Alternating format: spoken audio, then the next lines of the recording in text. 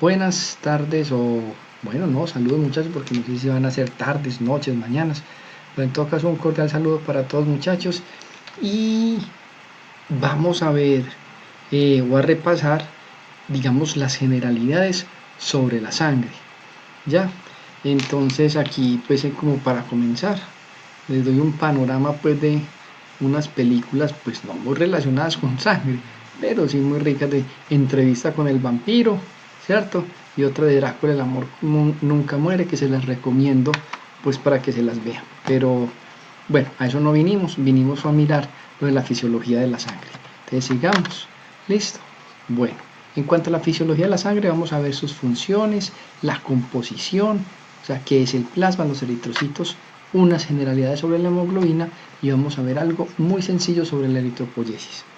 En cuanto a las funciones de la sangre, sabemos que la sangre, entonces, ¿para qué sirve?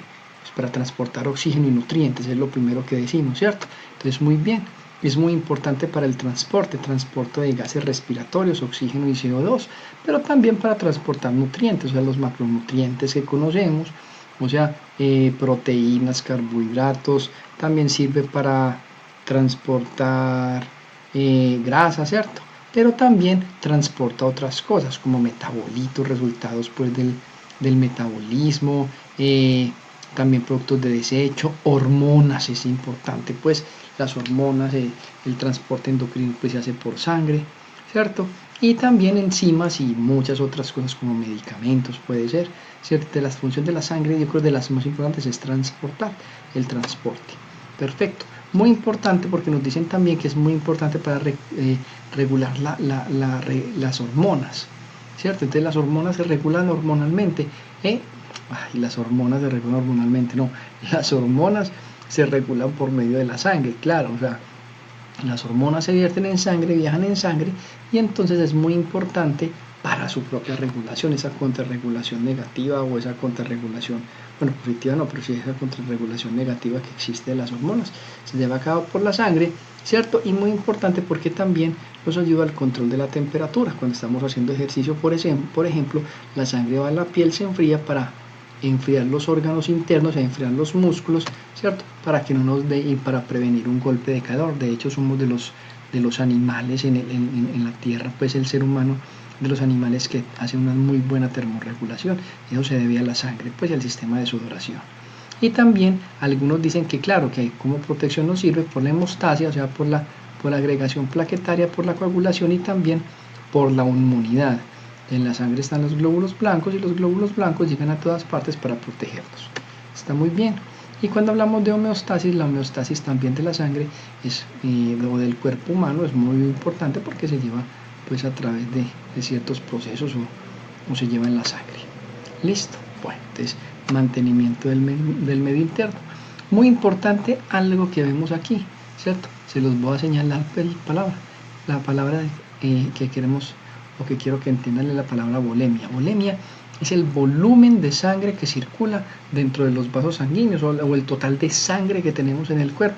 Ese total de sangre que tenemos en el cuerpo nos dicen que es más o menos 7-8% de nuestro peso corporal, o sea que un adulto más o menos de 70 kilos va a tener el 8%, o sea 5.6, o sea 5.600 mililitros de sangre tiene un adulto promedio.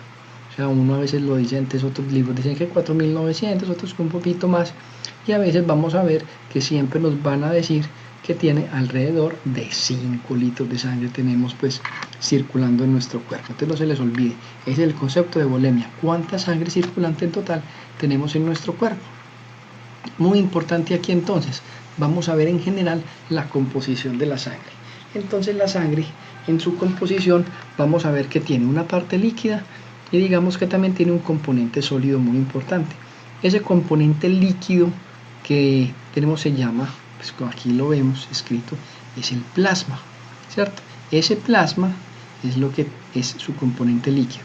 Y el componente sólido son los componentes formes, y esos componentes formes son principalmente las células. Esas células que están compuestas en más de un 90%, ¿cierto? Por glóbulos rojos. Entonces, nos dicen que el 55% del componente sanguíneo es plasma o es un componente líquido, y el 45% son células sanguíneas. Lo que decíamos, más del 99% de ese componente sólido son las células, en este caso los eritrocitos, y el 1% aproximadamente están entre leucocitos y plaquetas. Entonces a ese componente celular tiene un nombre especial y lo llamamos hematocrito. Entonces cuando nosotros vemos de pronto un examen de sangre o un hemograma y nos reportan hematocrito 45%, 43%, 46%, ¿cierto? Nos están hablando de que por cada 100 mililitros, ¿cierto? 45 en este caso que vemos aquí, 45 mililitros son ¿qué? Componente celular. El 55% restante en este caso sería plasma. Entonces es el componente líquido. Entonces vemos normalmente 45% de un hematocrito es normal, quiere decir que el 45% son glóbulos rojos, entonces es un hematocrito normal. Una persona con anemia pues tendría menos glóbulos rojos, entonces tendría de pronto un hematocrito más bajo.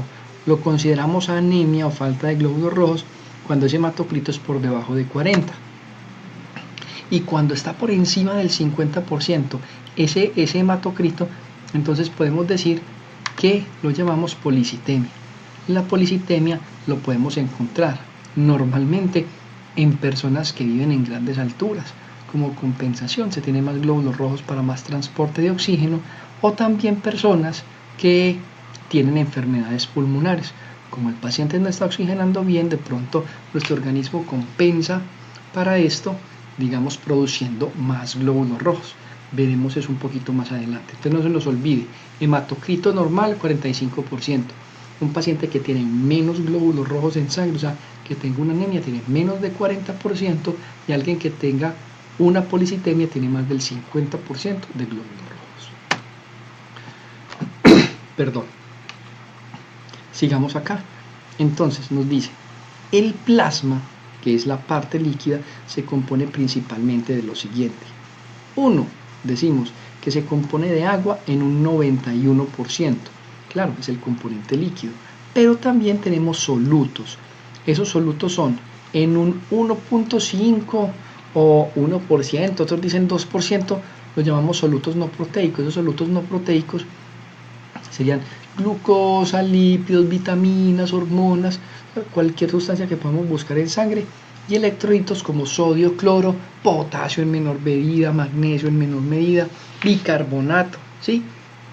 Entonces esos electrolitos y esas sustancias como la glucosa, lípidos, vitaminas que tenemos ahí escritas son los componentes no proteicos, pero el principal componente, digamos, sólido del plasma como tal son las proteínas. La principal proteína que tenemos circulando en sangre es la albúmina, ¿cierto? Es la albúmina que se produce en el hígado. Entonces esa albúmina que se produce en el hígado es la principal proteína que tenemos circulando.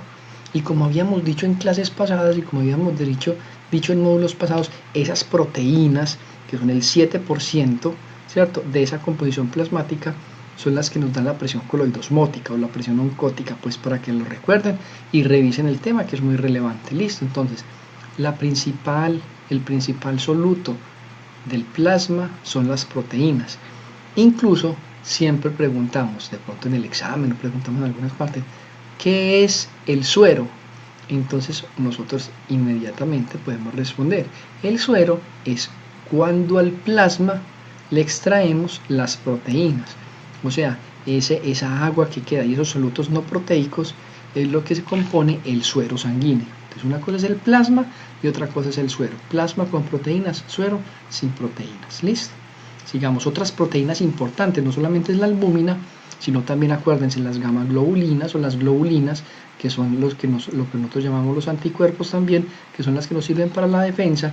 Y además de las proteínas, también es muy importante tener en cuenta que de las globulinas y además de las proteínas como la albúmina, también es muy importante tener en cuenta que las proteínas de la coagulación también están inmersas en este 7%. Listo. Albúmina, gamma-globulinas y proteínas de la coagulación como el fibrinol. Bueno, sigamos. Listo. Véanlo, ahí está. Albúmina, globulinas y fibrinógeno. Estas son las principales, pues, cantidad de proteínas, albúmina en un 55%, globulinas 40% y fibrinógeno en un 4%. Listo. Las proteínas tienen ciertas funciones, pues están, ¿qué funciones tienen las proteínas? Pues está la presión oncótica, ¿cierto? Es una función de las proteínas, dar la presión oncótica, que ya la habíamos revisado, amortiguar el pH, muy importante. Entonces son importantísimas para amortiguar el pH sanguíneo o el pH de los diferentes líquidos corporales. No se les olvide también que el transporte de sustancias también es muy importante, esas proteínas, ustedes lo han visto en otras asignaturas, ¿cierto? Y van a ver que todo lo transportan las proteínas. En el plasma muy pocas cosas van sueltas, ¿cierto? O van libres en plasma, casi todo va unido a proteínas, medicamentos, hormonas y recuerden que yo el semestre pasado les decía que las hormonas, por ejemplo, que se unen las proteínas, eso sería una función como un depósito circulante, y poníamos el ejemplo de un carro transportador de refrescos o de gaseosas, ¿cierto? Para que recuerden. Entonces, funciones de las proteínas, entonces ya dijimos presión oncótica, amortiguador, transporte de sustancias, ¿cierto? Como hormonas, medicamentos, etc. Otra función, la coagulación y la inmunidad, ya la habíamos dicho. Decimos que la gran mayoría de las hormonas se sintetizan en el hígado, que son las hormonas, pues la albúmina principalmente. Las células plasmáticas, ¿cierto?, son las que producen los anticuerpos. Las células plasmáticas, recordemos que son los linfocitos B, que ya maduraron y se convirtieron en células que producen anticuerpos. Entonces las llamamos células plasmáticas o plasmocitos. O también podríamos decir que los linfocitos B, perdón, no los glóbulos B, sino los linfocitos B, son los que producen los anticuerpos, ¿cierto? O las famosas globulinas o inmunoglobulinas. Listo. Muy pocas proteínas se producen en otros tejidos, entonces es muy importante decir pues, que las proteínas se sintetizan principalmente en el hígado y por los linfocitos B. Bueno, miremos aquí de las células sanguíneas que hay o que existen, pues más o menos, digamos que lo dividimos en 3 grupos grandes. Listo, glóbulos rojos. Tenemos aproximadamente 5 millones de glóbulos rojos por cada milímetro cúbico de sangre. Un milímetro cúbico es, yo creo que hasta menos que una goteradita de sangre. Entonces, mire, tenemos 5 millones de glóbulos rojos en un milímetro cúbico, es bastante, ¿cierto? Cada uno de estos glóbulos rojos tiene una vida media, o sea, él en promedio vive unos 120 días. Y en cuanto a las otras células sanguíneas, también tenemos unas que se llaman plaquetas, que sirven para la agregación, ¿cierto?